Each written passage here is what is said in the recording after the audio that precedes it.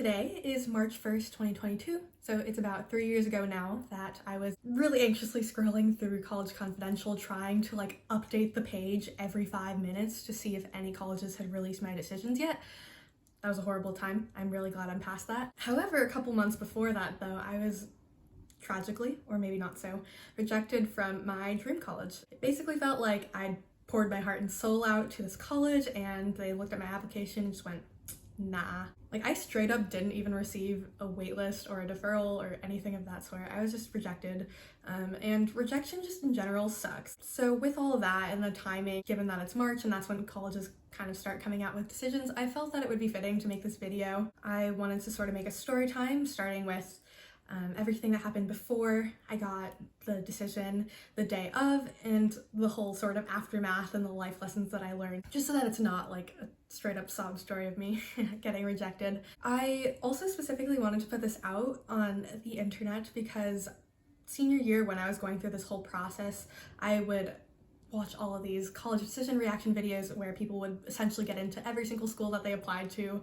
and I feel like that's great and all, but it's unrealistic. If a school has a 10% acceptance rate, but 95% of the videos on YouTube show people getting in, that's just not realistic, and most people are getting rejected. If you're in the same boat that I was and you're receiving rejections now, just know that it'll be okay. I'm currently a third year at the University of Washington and I could not be happier where I am now. So everything works itself out, even though it might seem like the worst thing in the world at the time. And if that isn't you and you're receiving a lot of acceptances now, that's great, congratulations, but this video is about failure, so I'm just gonna jump into the story time, starting with the before. So for those wondering, the school that I'm talking about is Northwestern University in Evanston, Illinois. I lived really close to the campus and I would go there almost every weekend without fail. Obviously, proximity to campus isn't the only reason why I applied, but being that close to the campus just made it hurt all the much more when I did get rejected. The summer before my junior year, when the whatever the college application service is, I'm forgetting it now, but whenever that opened and the essays started pouring out, I went with my friends Mickey and Joe, and the three of us would just kind of go to the library and write our college essays together. And yes, I got permission to use their real names, so if you're watching this, hi Mickey, hi Joe. Of the three of us, Joe and I really wanted to go to Northwestern. It was our dream school, you could call it. From essentially the summer before to the time that we got rejected, it was a lot of daydreaming on our ends of just getting to go to school together, because who doesn't want to go to school with their best friend? And we knew that Northwestern was super duper competitive, but that didn't stop the daydreaming. And that's really all I have to say about what happened before. Okay. This is where the story gets interesting, at least in my opinion. The day of, I specifically remember Northwestern said that they would release their decisions by December 15th or so for the early decision rounds. The day I got my decision was quite a bit before, so it was really unexpected. I was not mentally prepared for that to happen that day. Actually, I still have the email. The hyperlink to the rejection is no longer active, but I do have the original email that they sent out. It was on December 13th. So on this particular day, I was getting ready for a math competition because I competed on math team. I know, I'm not cool. So the way that competitions worked for a math team were that we'd meet in the lobby of my high school on the day of, and we'd all bus over together to the high school that we were going to be competing at, do the competitions there, get our results, then bus back home to our high school. Competitions happened once a month, so they were a pretty big deal. Essentially like a month's worth of studying all amounted to this one day. And so college decisions really weren't on my mind, especially since I wasn't expecting this to happen for another couple days. So Joe, me, and another friend who is somewhat relevant to the story, we'll call him Bob.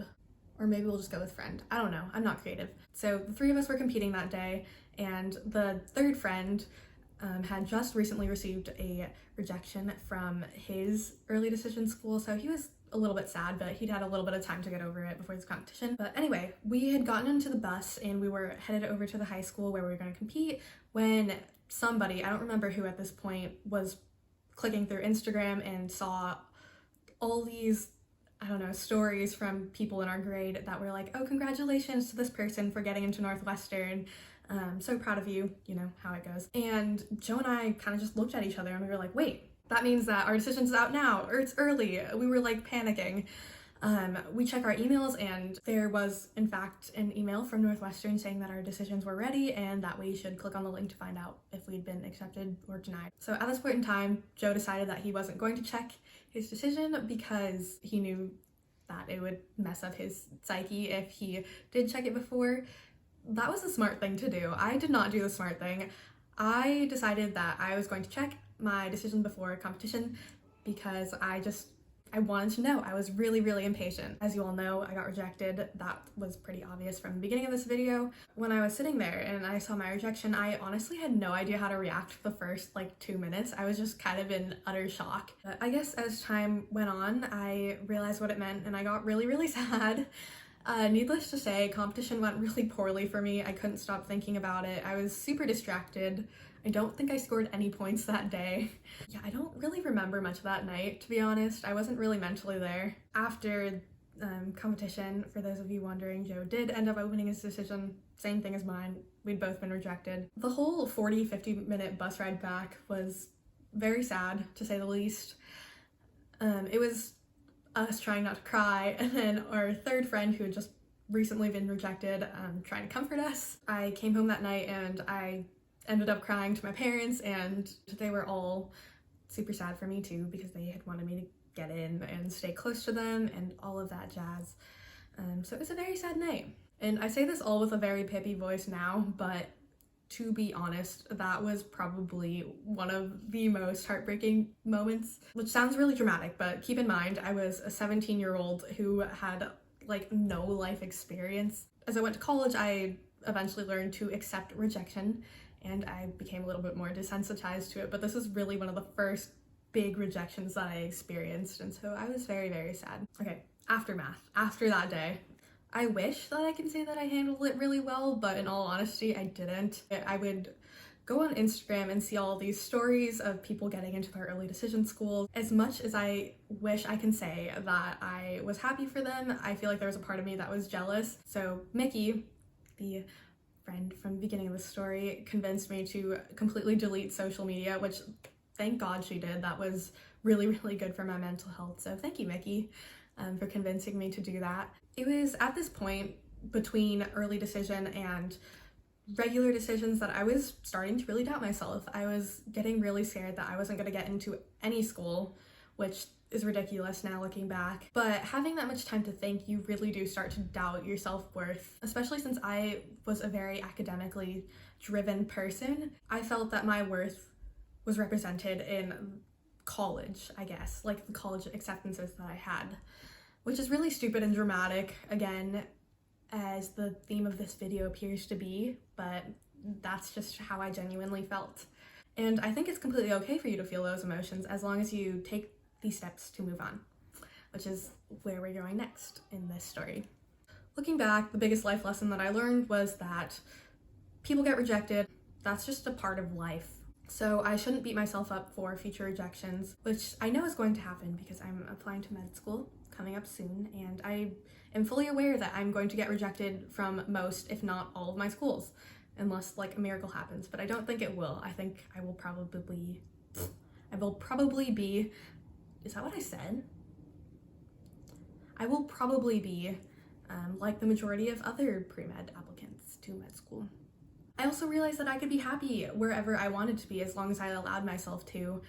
I spent so long daydreaming of going to Northwestern, but here I am at UW, and I'm happier than I could have ever imagined that I would be. College has been a wonderful experience. I've met so many great people here, and yeah, I've just really genuinely enjoyed my time.